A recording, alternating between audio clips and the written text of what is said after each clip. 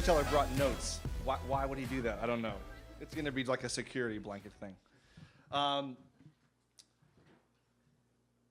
So I drove my mom's white Chevy Malibu from northeastern Pennsylvania to East Rutherford, New Jersey, because I was going to see Bruce Springsteen and the E Street Band live in concert at the old Giant Stadium.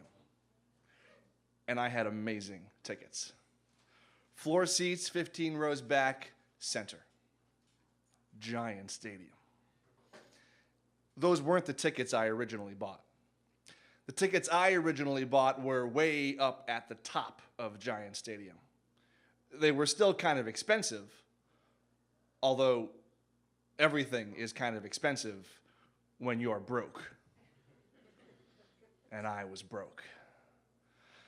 Let me take you back a little bit and tell you how I found myself in this situation.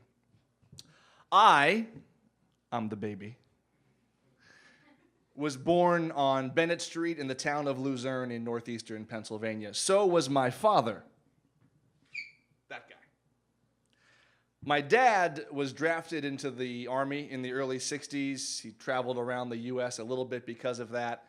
But when he came back to Luzerne, other than his annual bowling trip, which took him to such exotic locations as Tulsa, Oklahoma, Topeka, Kansas, he never really left that town.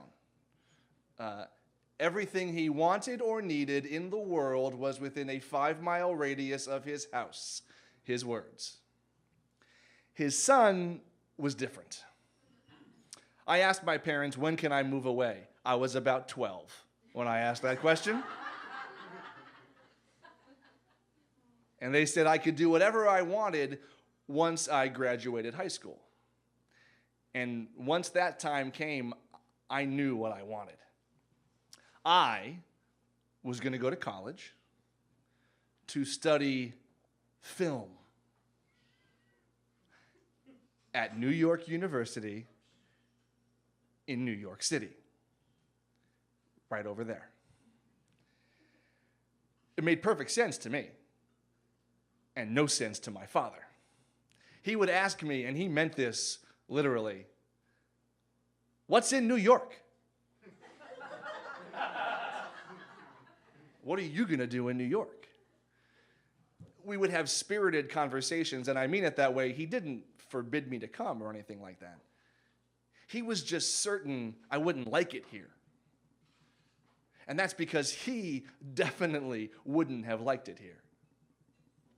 See, same name, he's also Joe Charnitski. Same street, same small town. He was an altar boy when he was a kid. I was an altar boy when I was a kid. He wore glasses his whole life. I've worn glasses my whole life. He had a prominent dimple in his chin. It's kind of hidden by my beard, but trust me, I do too. So up to that point, we were very similar. But on this topic, on New York City, I knew we were very different. What was I going to do with my film degree? I have no idea. My ambitions, I can admit now, were vague. But I knew one thing for sure. The life I wanted was not possible in the town of Luzerne in northeastern Pennsylvania. Unlike my father, once I left, I would never live there again. So I did come to New York, went to NYU, 4 years later, graduation in Washington Square Park, proud mom and dad with me for the ceremony. I worked in film and TV. I made use of my degree. For a couple of years, as mentioned, I was a producer of a TV show on the Sci-Fi Channel. My name was in the credits, little street cred for the folks back home. And when that show was canceled, I thought, I'm not going to just go rush and grab the next opportunity that comes through the door. I'm a producer now, whatever that means. So I'm going to smell the roses. Maybe I'll work on those screenplays I've been thinking about. I did that. Maybe I'll take a road trip around the U.S. I did that. maybe I'll go dog sledding in New Hampshire. I did that. It was awesome. Maybe I'll finally try speed dating. I did that. It was not awesome. Basically, I spent a year earning a master's degree in self-indulgence.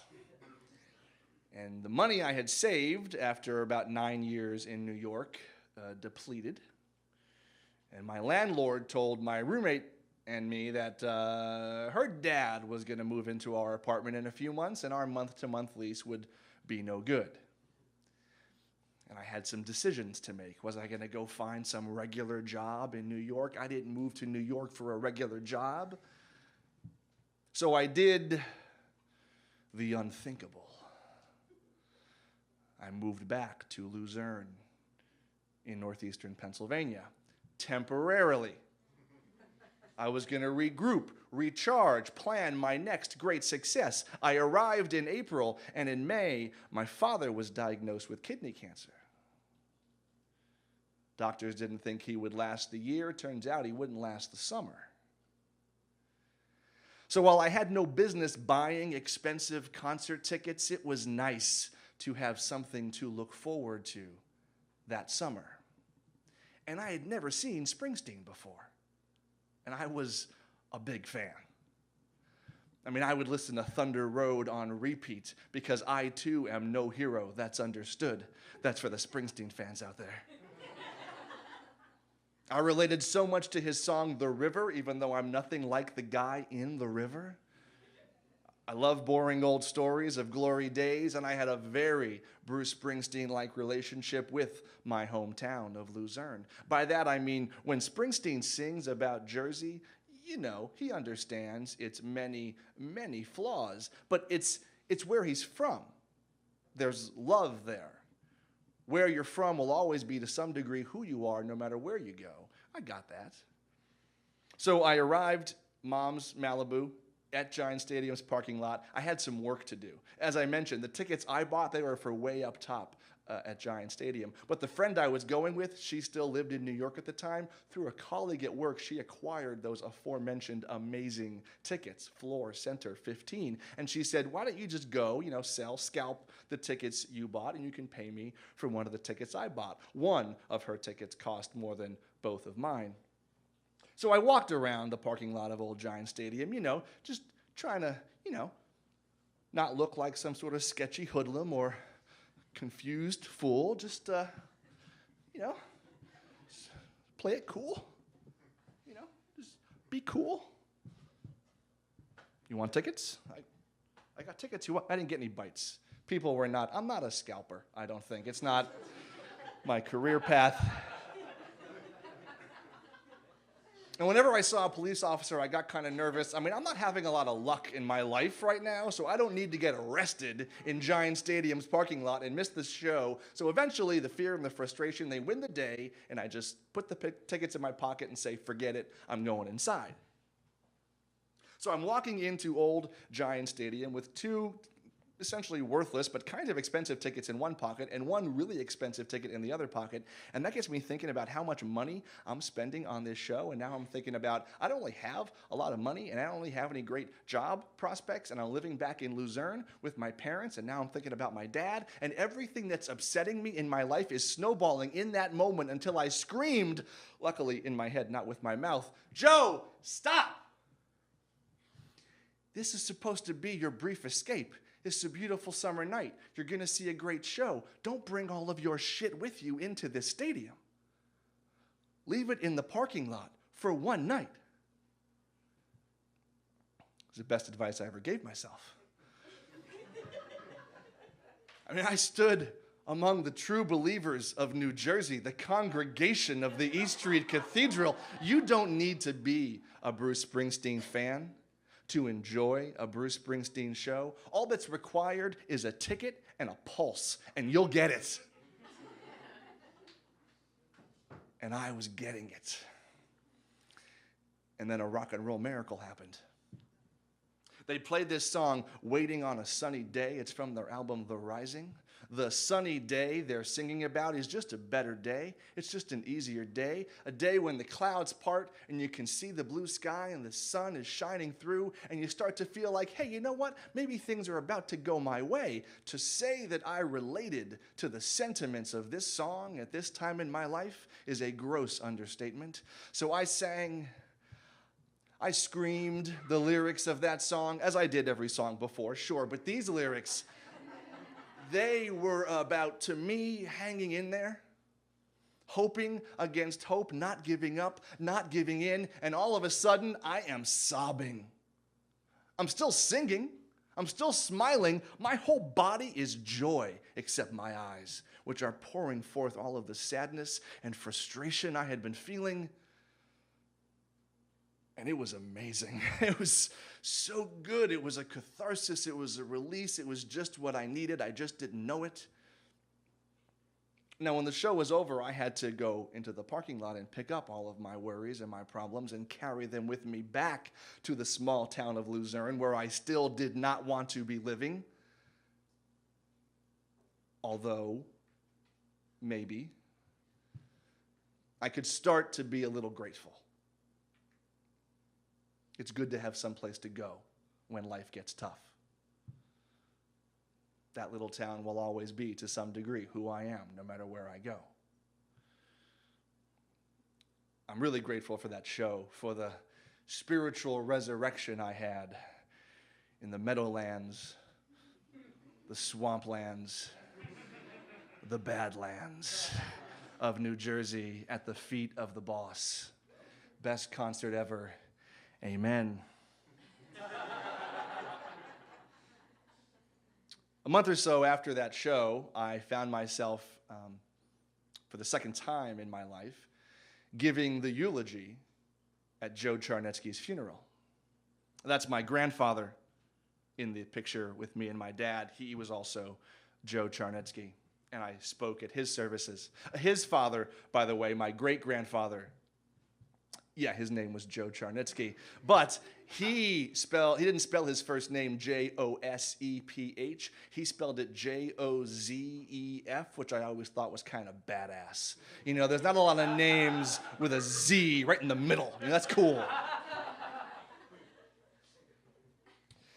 I ended up getting a job in Pennsylvania. I worked for a small healthcare company.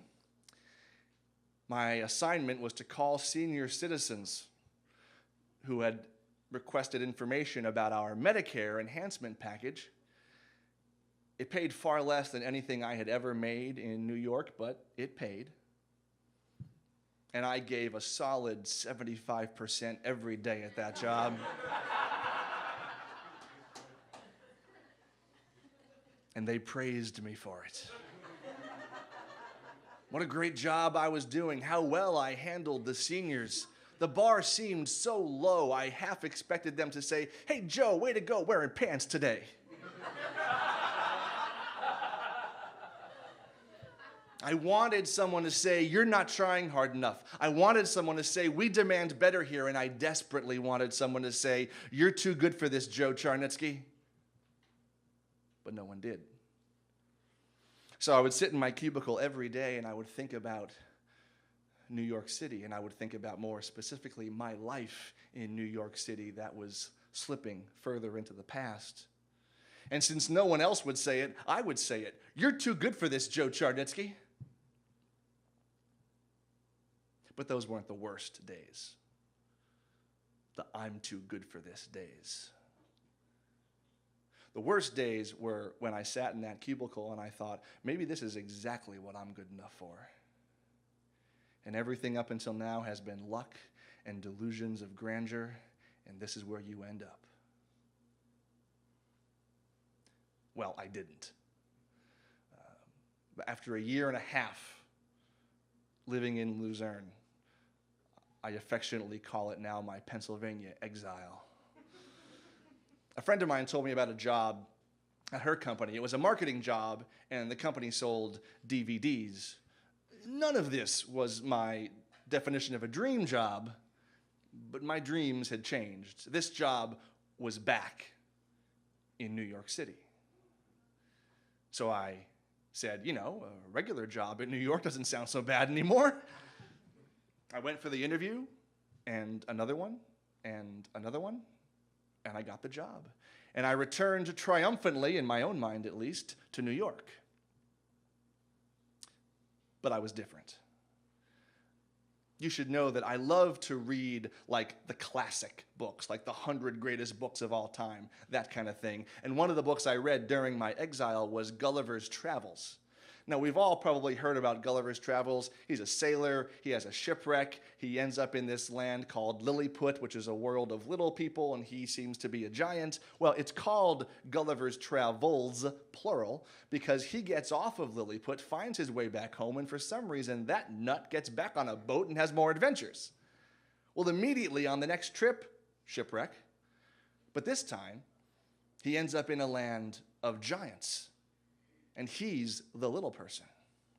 And there's this one scene where he's been captured by a giant, and he's being held in a bird cage like a pet. And he's leaning against the bars, just so despondent. He starts thinking about Lilliput, and how great it was to be a giant, and how small and insignificant he feels now. And I close the book and I think, it's interesting because Gulliver, he's the same size in both places. It's just his surroundings had changed. Oh, well, that's me. I was the same guy in big city New York, small town Pennsylvania. Flashy jobs in entertainment, dead-end job in healthcare, who cares job in marketing. I'm the same guy, just my surroundings had changed. I was just so angry back then because, as I told you, Luzerne was supposed to be temporary. Well, with more than a decade separating then from now, I can tell you it was temporary. It just wasn't my clock. It wasn't my calendar. We will often get reassured by people when we're going through a difficult time that this too shall pass. But we'd be wise to remember that applies to the good times too. Why are we so surprised when they end? It's just peaks and valleys, nothing more. It's all temporary. So as you heard, I've been doing now for about a year and a few months this one-man show called Joe Charnitski's Funeral. It's about those three guys back there and their relationships and that year and a half I spent exiled in Pennsylvania. And in revisiting all these stories and retelling them, and most importantly, listening to people, strangers who want to talk to me afterwards and tell me what they thought about my life story and how they related, I've been thinking about a few things. One is that year of self-indulgence that I was so dismissive about earlier. That was awesome. That was a great, except for the speed dating. It was amazing. And for a long time, I thought, it was fun, but look at what happened after. As if I caused it, as if I control the universe. I don't control the universe. I'm glad this is being recorded so I can play it back for myself once in a while. The second thing is that little moment where I'm in the cubicle and I'm thinking, maybe this is it, maybe this is my life. Everybody wants to talk to me about that moment. And they want to say, I was in that cubicle, or on that park bench, or in the driver's seat of my car when I was 24, or 28, or 35. Maybe some of you can relate. Maybe some of you can't yet. And the last thing I'll say, since it's the theme, is that whole year and a half, my life, the world felt out of control. And I suppose it was.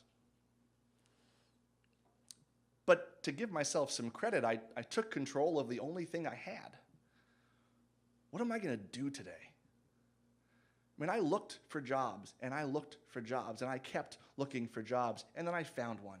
And it didn't at first look like the perfect thing, but I went to the interview, and I showed up, and I was like, I think this is going to be good. I worked at that marketing job for 3 years, and then I found a better job somewhere else, and they hired me, and I was there for about 3 years. And then I worked for this small agency doing something different but similar, learning new skills. I was there for 3 years before we got acquired by a bigger company, and I just celebrated my 3rd anniversary with them, so who knows what's going to happen now. And I read the books I wanted to read, and I spent time with my family and friends, and I lived my life the best I could, one day at a time. And the next time I go through a valley, and I will go through more valleys, I can remember it's all temporary. But just as important, maybe more important, right now, today, October 2nd, 2017, I'm in the middle of a pretty good part of my life. Things feel good. And it's temporary. So I'm going to wrap my arms around it. I'm going to love the hell out of it. And I'm glad you're here to hear it. Thanks.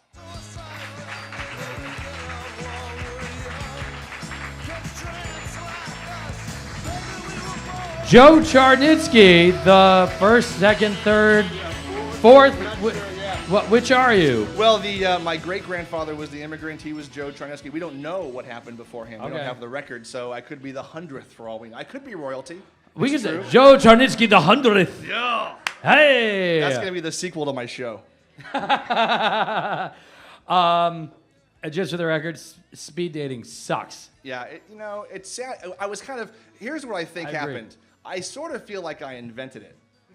Because I remember, and probably on this street, being like my early 20s and leaving, this is true, with my friend Jonathan, and we were out of the bar and we were walking home, and I was like, this is exhausting. Why can't they just get everybody together at like tables and just go boom, boom, boom, boom, boom, boom, boom, boom, boom, and then it happened, and I was like, oh, there's my idea. It's not a good idea. It was a bad idea. It doesn't work as well. Though Sarah, Lauren and I did meet online dating, so it works. I promise you, it works. Okay, it just works a lot. I don't know how this became the dating show all of a sudden. All right, so taking it back to Bruce for a hot second, though. Always Bruce. Always Bruce. Yeah. There he is. This is when it becomes karaoke. Watch out. This is also what happens when you get StarQuest people running sound. The transitions match what the speaker just did. It's a whole other world. You know what moved me, and especially since you're talking a lot about, you get to take the control. Everything's temporary, right? You get to take the control. So you said when you walked into that stadium, you're like, no, I'm leaving it behind. That was something that a decision you made, right? You said, I'm going to react to this concert the way I need to, and that's to be in the moment. Do you ever have to relive that? Do you ever bring that back? Do you ever, whether it's bring yourself back to the stadium, but can you, under other circumstances, without Bruce Springsteen, say, no, I'm leaving it all behind? I certainly try. I mean, I can tell you, at that agency I was working at, I got out of the subway one morning. I remember this distinctly. And I had like 4 meetings that day, none of which I wanted to attend, 3 of which I was leading. And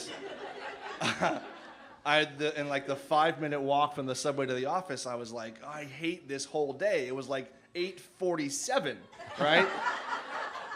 And I thought, look, and I had this thought. I was like, the landscape of my day it's there. I can't do, those meetings are there. I can't do anything about it, and here we go. But I can make this day better, or I can make it worse, and there's no third option. But you get to choose. And then I was like, let's go, and I'll tell you what, 2 of those meetings, canceled.